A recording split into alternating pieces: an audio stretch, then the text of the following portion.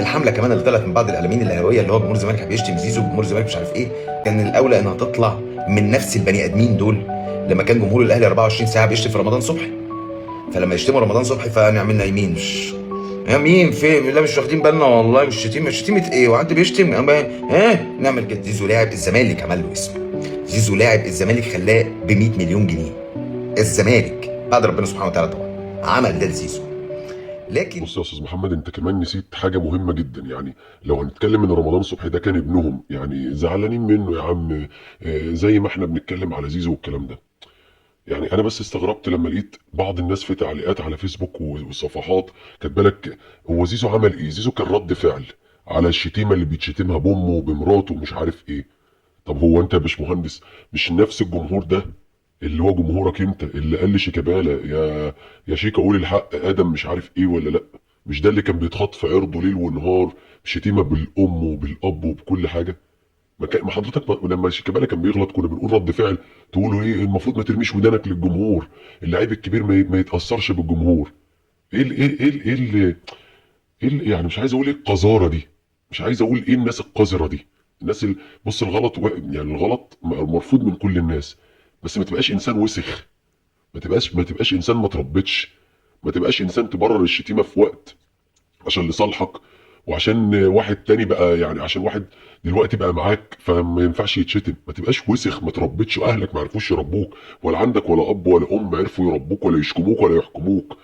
بقينا بنشوف اشكال وسخه كتير اقسم بالله. ربنا يعني يعافينا.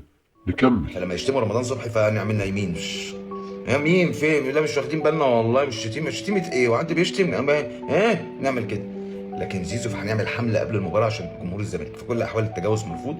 بس قصدي كان اولى بيك حتى الواحد يحترمك انك كنت تهاجم جمهور الاهلي وهو بيشتم رمضان صبحي، عشان لما تيجي تهاجم جمهور الزمالك وهو بيشتم زيزو فصدقك. واخد بالك؟ طيب زيزو، هو زيزو من وجهة نظري في حاجات فايتاه كتير جدا جدا. الكورة مش بس فلوس، الكورة تحديدا مش بس فلوس. جمهور الاهلي لو مصدق ان زيزو عاشق للفانيلا الحمراء فهو يبقى بيقولوا ده من باب ان هم بيضايقوا جمهور الزمالك. لكن جمهور الاهلي عارف ان زيزو القرش، المصلحة فين، وده مش عيب، هو اختار.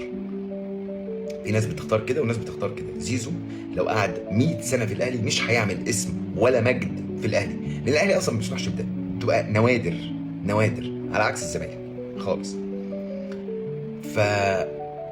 فتمثيل زيزو لان ده اكل عيشه، من حقه، من حقه. يا استاذ محمد انا ما عادش فارق معايا هو بيحب مين وبيكره مين، وايامه معانا كانت عامله ازاي واحتفالاته كانت عامله ازاي. انا واحد من الناس ومعظم جمهور الزمالك يعني. بس هو الفكره في ايه؟ انت لما بتشوف شخص هو انت كنت مديله كل الدعم والحب اللي في الدنيا، ما قصرتش معاه في حاجه، بيطلع يحلف لك حلفانات ببناته او ببنته ويقسم لك انه ما مضاش وينزل لك بوستات وفي حب وهو ماضي، يعني من شهر واتنين وتلاته واربعه، ومغفلك وبينزل يجيب لك جون في نص نهائي كاس مصر، ويحتفل ويجيب لك الجون في اللي هو يصعدك للنهائي.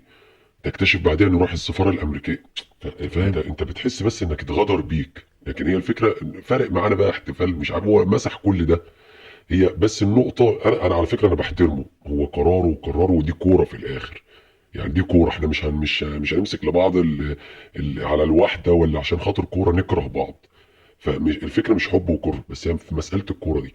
كان دايما حتى زمان يقول لك ايه، اللي خان عشان خاطرك بكره هيخونك. يعني اللي باع لقمه العيش عشان خاطرك بكره هيبيعك انت نفسك. يا اما المكان اللي هو فيه عشان عارف ان هو غدار هيغدر بيه قبل ما، او هيتغدى بيه قبل ما هو يتعشى بيه. فهمت قصدي؟ فبص ربنا يعني يكفي اقول لك ان ربنا عالم وشاهد على كل حاجه. بس هو ربنا عارف مين الصح، ربنا عالم بمين الصح ومين الغلط في المسائل دي.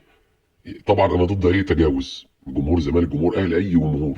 التجاوز ده دليل على انك ما تربيتش سواء زملكاوي او اهلاوي. لكن انا بس بوضح لك وجهة نظر في قصة زيزو اللي انت ذكرتها دي.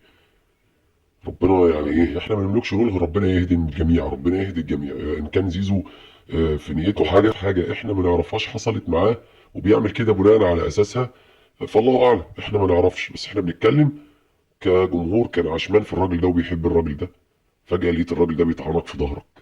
فبس هي دي القصة يعني. السلام عليكم.